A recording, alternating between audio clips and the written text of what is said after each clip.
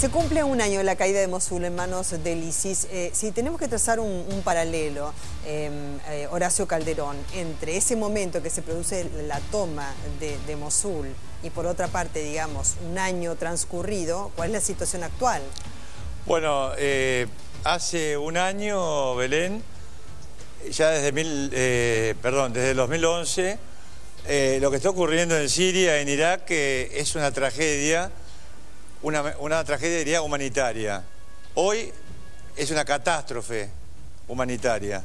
¿Por qué? Porque la situación ha evolucionado de manera tan negativa, como reconoció Obama, eso se podía desarrollar después, ¿no?, que nos encontramos frente a un caos similar al que se creó en Libia, pero nada menos que la región del Levante, donde está Siria, donde está el Mediterráneo, y que en definitiva están retrocediendo en este momento, por ejemplo en Siria, las fuerzas del gobierno del presidente Bashar al-Assad, y tenemos la mitad del país tomado por el ISIS y la otra parte tomada por Al-Qaeda.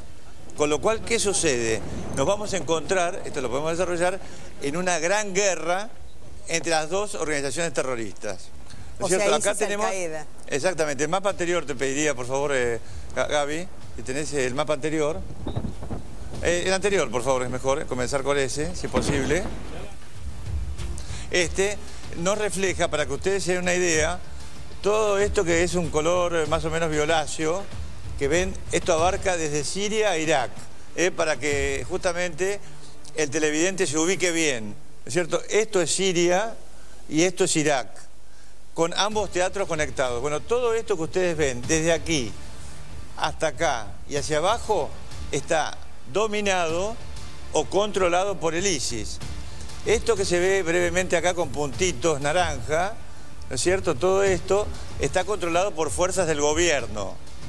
Y aparte, en todo lo que es la cuestión de acá del centro, todo esto que no está demasiado pintado en este mapa, en otros sí, está dominado por Al-Qaeda.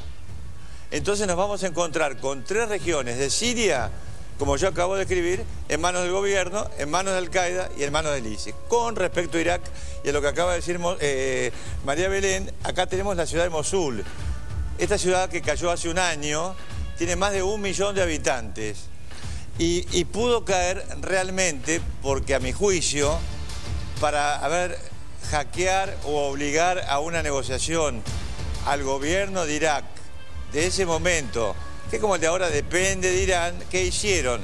Estados Unidos no atacó a las fuerzas del ISIS que iban desplazándose desde Irak hasta Siria, y las fuerzas tribales que están más o menos de acuerdo, por lo menos estaban en ese momento, con Estados Unidos, bajaron los brazos, y eso permitió que un grupo minoritario de militantes, milicianos, etcétera, pudieran capturar una ciudad, Belén, que tiene 1.100.000 habitantes aproximadamente, para que vos te des una idea. Sería imposible capturar una ciudad como esta sin que se bajaran los brazos. Poco después de lo que es la captura de Mosul, se proclama este falso califato. ¿Cuál es la comprensión geográfica que tiene este califato? La composición geográfica que tiene el califato, Belén, es nada menos que la mitad del territorio sirio. Marco acá, para que el televidente vea, perdón, por acá no tenemos el touch, marco todo esto. Esto es el territorio de Siria, y luego se conecta con el territorio de Irak. ¿Hasta dónde se extiende en Irak? Y se extiende hasta el sur, hasta acá, hasta las puertas casi de Bagdad. Pero ¿qué sucede? Ellos tomaron una capital, que es la capital de la provincia de Anbar. La capital de la provincia de Anbar les da prácticamente el control de casi todo un territorio que conecta con Siria. Acá vemos, por ejemplo, esto es muy interesante. Esto se llama, en términos militares, orden de batalla y despliegue. Entonces, ¿qué se ven acá? Brevemente, porque el espectador no va a entender a lo mejor estos jeroglíficos, acá tenemos posiciones de los regimientos, por ejemplo, tenemos los kurdos, que están contra el ISIS, tenemos fuerzas gubernamentales, que acá están más o menos concentradas, y tenemos Ramadi. Pero fijémonos que todos estos puntos que vemos acá, con estas características, y perdón, no tengo un puntero sino anteojos, todo esto marca de qué manera el ISIS va controlando toda la región y se acerca peligrosamente a la ciudad de Bagdad. Pero fíjate el genio estratégico del ISIS, que en última instancia está también no solamente contra fuerzas locales, respaldadas por, en el caso de los chiitas, por Irán, ¿no es cierto?, sino que se está enfrentando a una coalición liderada por Estados Unidos. Fíjate los recursos. ¿Qué han hecho? Han secado, han tomado una represa y secaron al río Éufrates en una parte. Entonces, al secarse el río, ¿qué hacen? Avanzan, lograron avanzar por un lugar donde nadie esperaba y donde las defensas no estaban, preparadas para justamente enfrentar a una serie de columnas que se dirigían a ese lugar. Acá tenemos, por ejemplo, para que el televidente pueda ver, esto que está acá en amarillo, es la provincia de Anbar.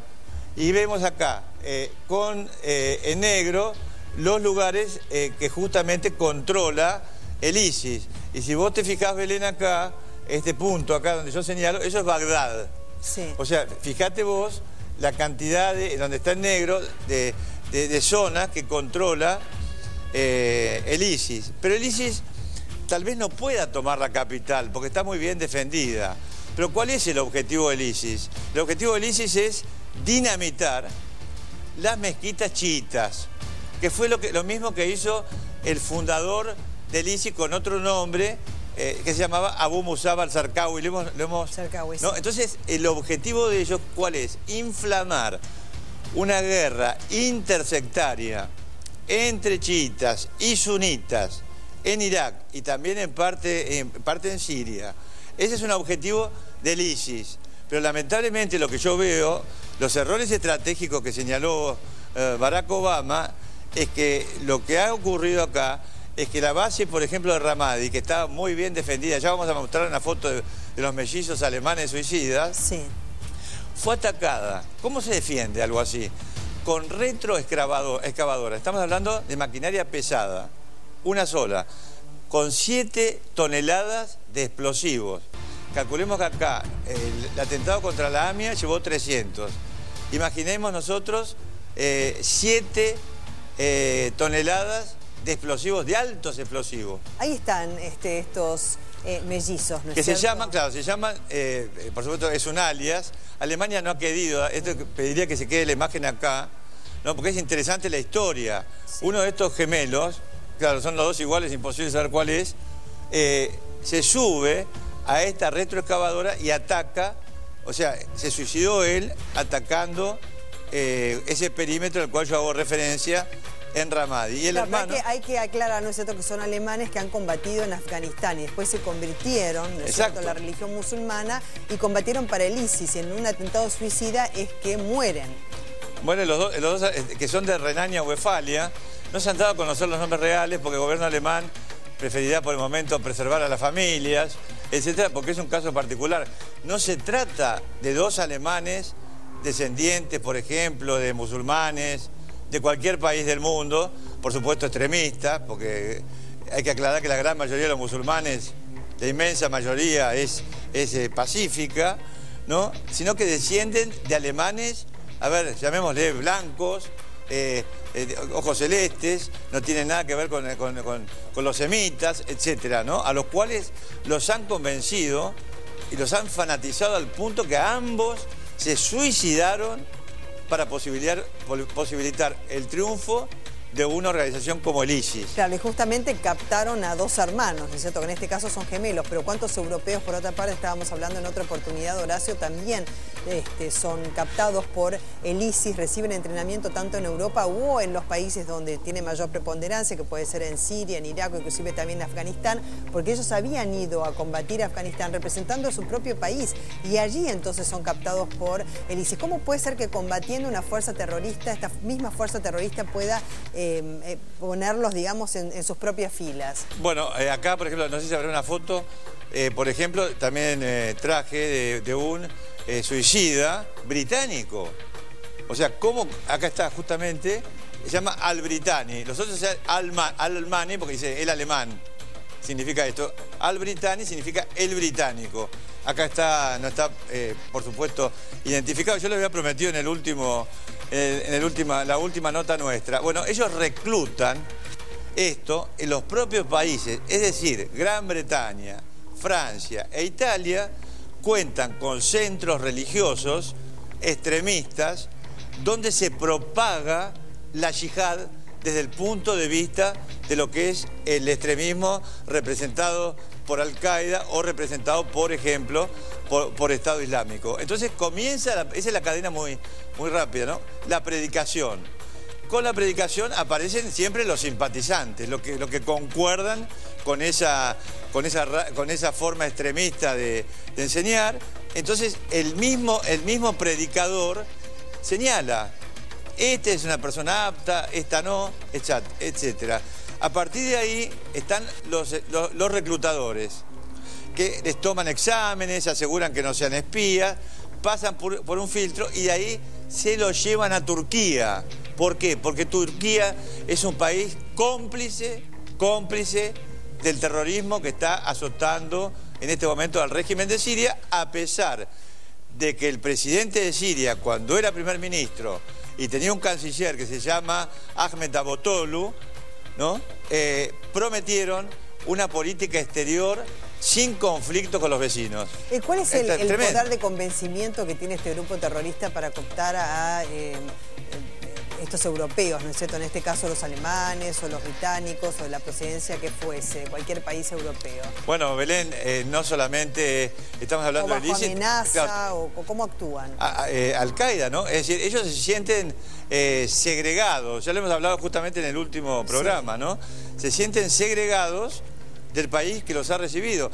Pero estamos hablando de voluntarios que son bisnietos de inmigrantes, que son ciudadanos franceses, ciudadanos alemanes, ciudadanos italianos. Estos que hemos visto no descienden de nadie, digamos, de países orientales o del Medio Oriente o de África. Son alemanes, descendientes a lo mejor de generaciones de alemanes, ¿no? Hasta de la región de Renania-Westfalia, ¿no? Sí, y vos hacías referencia a Barack Obama, ¿no es cierto? Y estaba leyendo también un artículo que salió en el día de ayer respecto del gasto que tienen los Estados Unidos en relación con la defensa de estos territorios, ¿no? Para contraatacar. Son 9 millones de dólares por día lo que gastan, por lo que cuesta, digamos, operar cada uno de los aviones, porque utilizan los más sofisticados y más costosos de la Fuerza Aérea.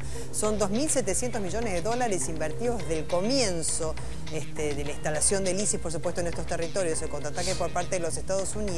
Son 200 millones de dólares que han gastado en bombas, que han lanzado en los últimos tiempos 14.000 bombas. O sea, es un gasto también que está realizando los Estados Unidos en busca de destruir este califato, o ya está tan instalado que no hay cuenta regresiva. Yo creo que está el califato demasiado instalado, pero también, Belén, no hay que descuidar a Al-Qaeda, porque, por ejemplo, Al-Qaeda ha tomado en Siria el corredor central del país, ¿no? Que le da una posición estratégica.